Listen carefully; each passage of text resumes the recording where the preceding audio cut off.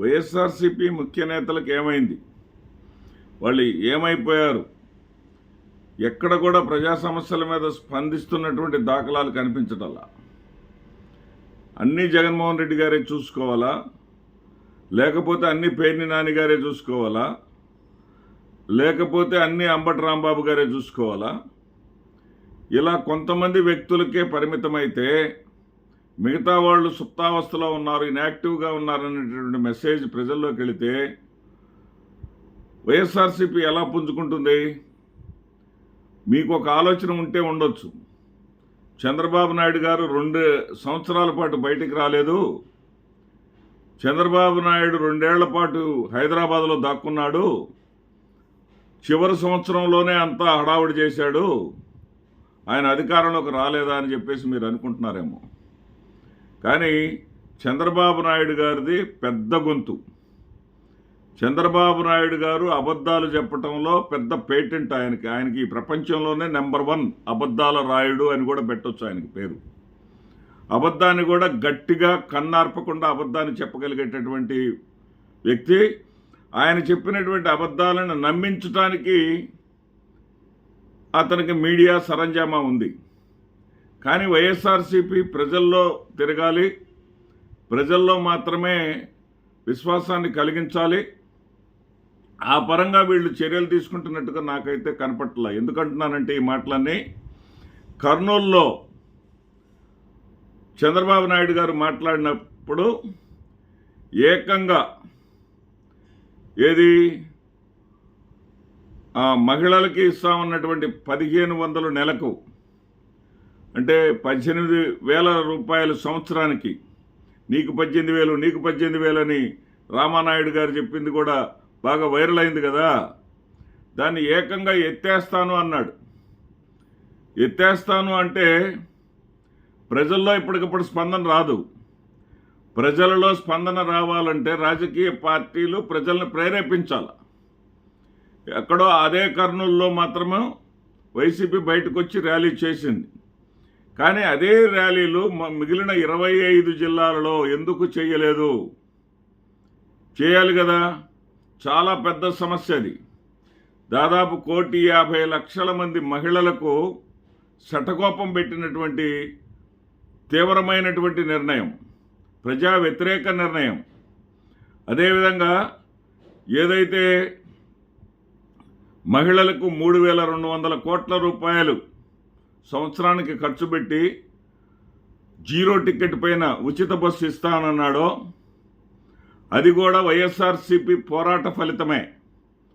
వైఎస్ఆర్సీపీకి చెందినటువంటి నాయకుడు, యువ నాయకుడు తిరుపతిలో ఏ విధంగా అయితే ఒక ప్రదర్శన చేశాడో, వైఎస్ఆర్సీపీ కార్యకర్తల్ని ఆర్టీసీ బస్సుల్లో ఎక్కించి టికెట్ తీసుకోకుండా, టికెట్ అడిగితే చంద్రబాబు నాయుడు గారిని అడగండి అని చెప్పేసి ఒక నిరసన కార్యక్రమం చేశారో, ఆ నిరసన కార్యక్రమం ఫలితమే సరే ఏ సంవత్సరమో చెప్పకపోయినప్పటికీ కూడా ఆగస్టు 15 నుంచి ఏదైతే ఉచిత బస్సు ఇస్తామని చెప్పారు. ఇక్కడ కూడా ఒక ప్రతిపక్షంగా ఇది మేము సాధించాం, వైఎస్ఆర్సీపీ పోరాట ఫలితంగానే, వైఎస్ఆర్సీపీ ఏదైతే దాని మీద స్పందించినటువంటి తీరు ఫలితంగానే చంద్రబాబు నాయుడు గారు మరి ఈ మహిళలకు ఇస్తానన్నటువంటి వాగ్దానాన్ని నెరవేర్చడానికి ఇప్పటికైనా ముందుకొచ్చాడు అనేటటువంటి దాన్ని ప్రజల్లోకి తీసుకెళ్ళాలి. అదేవిధంగా ఇక్కడ ఒక సూక్ష్మమైనటువంటి అంశం ఉంది. ఏంటంటే మోటార్లకు విద్యుత్ మోటార్లకు కనెక్షన్ ఇస్తానంటే ఆ మోటార్లను పగలగొడతాం, ఏది 0 బిల్లు మీద. ఇదే విధంగా రైతులేమో డబ్బులు కట్టాల్సిన పని లేదు, కానీ విద్యుత్ వాడకం తెలియాలి. విద్యుత్ వాడకం తెలిస్తేనే ప్రొడక్షన్ ఎంత చేయాలి ఏంటి అనే దాని మీద ఒక అవగాహన ఉంటుంది.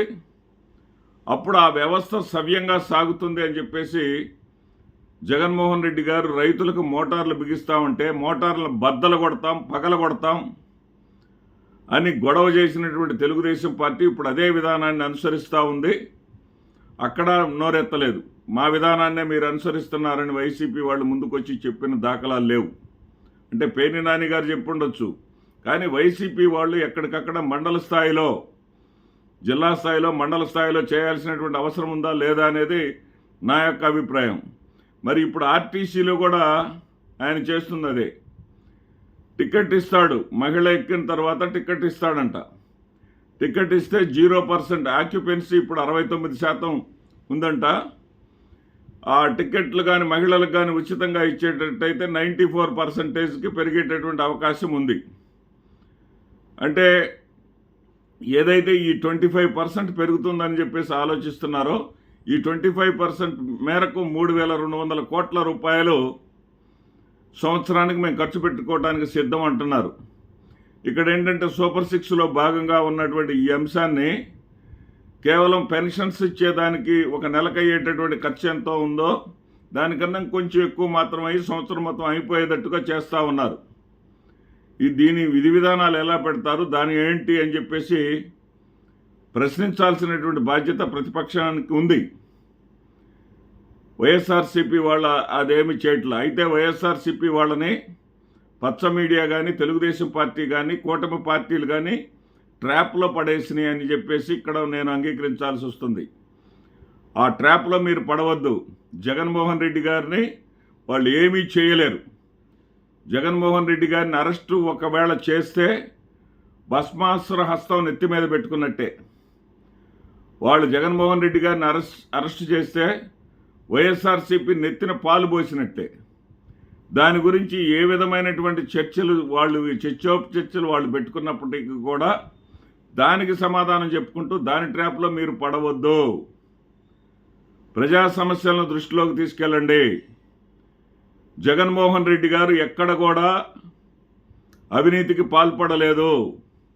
మద్యం కేసులో జగన్మోహన్ రెడ్డి గారి హయాంలో ఎలా జరిగింది, మద్యం వాడకం ఎట్లా తగ్గింది, ఈ రోజున బెల్ట్ షాపులు పెట్టి, ఏది ఆంధ్రజ్యోతిలోనే వచ్చింది, బెల్ట్ షాపుని 7,20,000కి పాడుకున్నారు అని.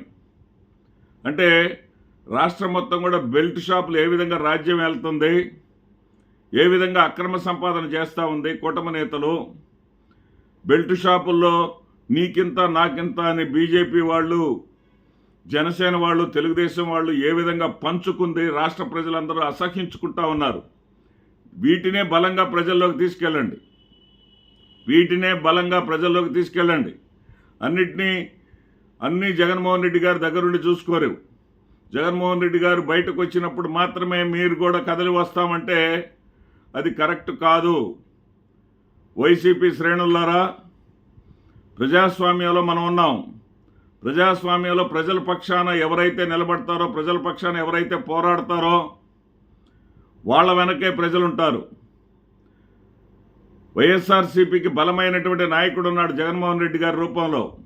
ఆ ఒక్కడిని అడ్డు తొలగించుకుంటే చాలు అని చెప్పేసి కుట్రలు, కుతంత్రాలు 2 దశాబ్దాలుగా కూటమి నేతలు చేస్తూనే ఉన్నారు. వాటికి అంతం ఉండదు.